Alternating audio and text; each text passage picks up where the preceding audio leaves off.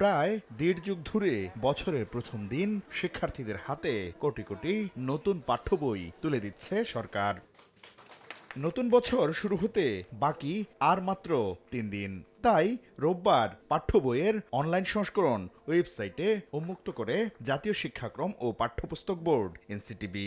জানানো হয়, এবার প্রথম থেকে নবম শ্রেণী পর্যন্ত ৩০,২,৫৫,১৫৪ কপি বই ছাপাচ্ছে সরকার। এর মধ্যে প্রাথমিক ও ইবতেদায়ী শিক্ষার্থীদের পাশাপাশি ষষ্ঠ ও নবম শ্রেণীর শিক্ষার্থীরা ১লা জানুয়ারি শতভাগ বই পাবে। দুনিয়ার যে কোনো প্রান্ত থেকে বাংলাদেশের শিশুরা এই বইগুলো ব্যবহার করতে পারবে।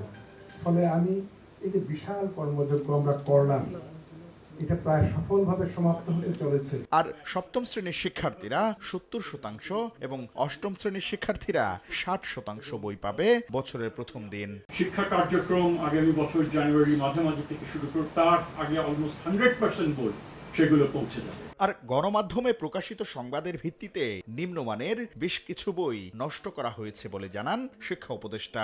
যদি বলেন। শাকির আহমেদ, সময় সংবাদ, ঢাকা।